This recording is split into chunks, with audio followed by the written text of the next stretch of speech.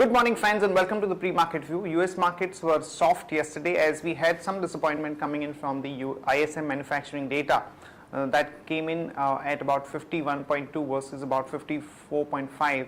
So in the backdrop of overall revival in the economy that we are seeing, this came in as a negative surprise, and which is why we saw some kind of a softness in the markets. However, European markets were up anywhere from 0.1 to 0.5%. No major data points to look at there at this point of time. And when we look at the Asian markets today morning, Japan is down almost about 0.9%, as we are seeing yen getting stronger against the dollar at about 94 or thereabouts, and on the back of that we are seeing weakness in the export oriented stocks in the Japanese markets. But the rest of the Asian markets are up. Hang Seng is up almost about 0.5%, and most of the other markets are showing some kind of a strength.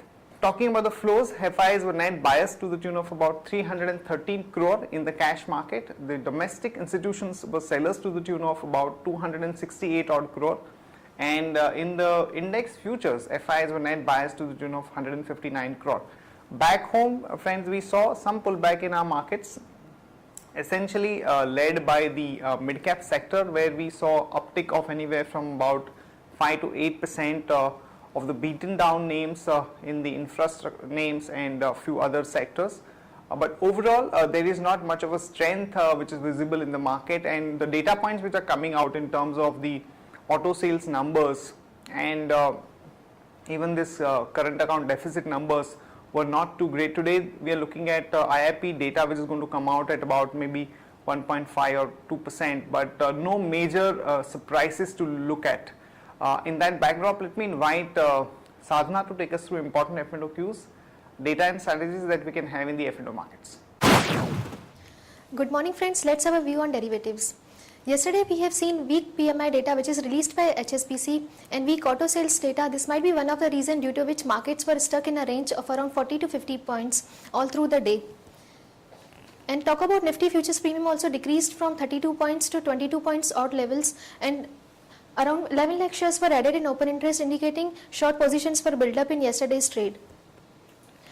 Talk about options activity. On the options front, 5600, 5700 and followed by 5800 call option as well as put option seen a good number of accumulation in open interest, and implied volatility is also decreased by 2% to 4%, indicating overall a bias for the market is positive, continue to emerge at a lower levels.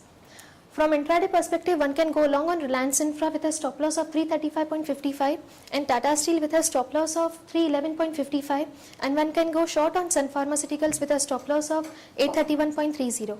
Thank you. Here are the important news and events that we are tracking today. First of all, Supreme Court has upheld the verdict of the Patent Appellate Tribunal on the Novartis's drug Gleivec, which is used for the blood cancer, wherein this court has said that this is not a new drug or innovation and it is just an improved version of the product, so it has been denied the patent in India. This is a milestone development for the generic companies in India, so one can expect some up move in the domestic generic companies like Sun Pharma, Cipla, Natco Pharma, to some extent Dr. Reddy's, as there could be some more offering by some of these companies of the original drug, and definitely there is going to be some kind of a re-rating for some of these pharma companies.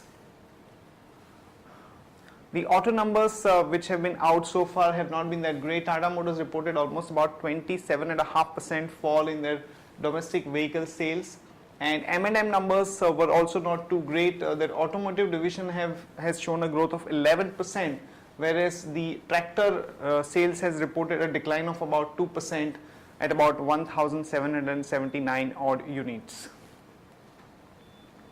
Petrol prices have been cut by about 85%. This is for the second consecutive week that we have seen the cut in the petrol prices. And in another development, IVRCL has decided to divest 3 of its BOT assets worth about 2,200 crore in the state of Tamil Nadu. So one can expect some positive reaction to the IVRCL stock in today's market.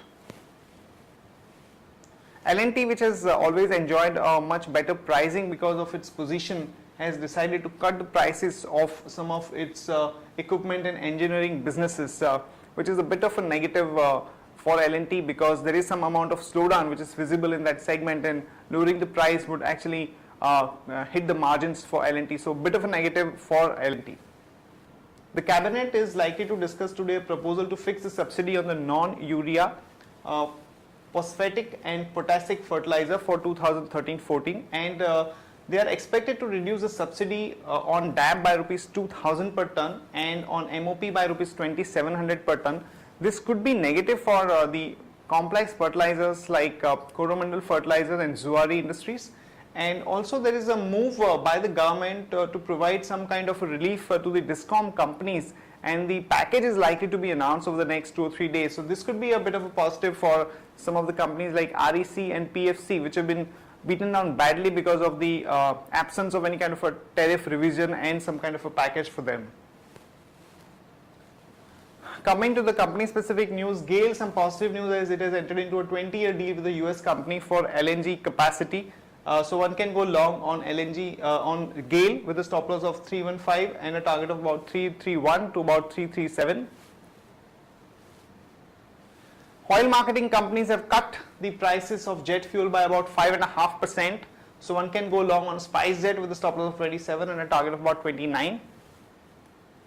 And Jindal Steel and Power, some negative news as it has been summoned by the District Court of Chhattisgarh for the violation of environmental norms.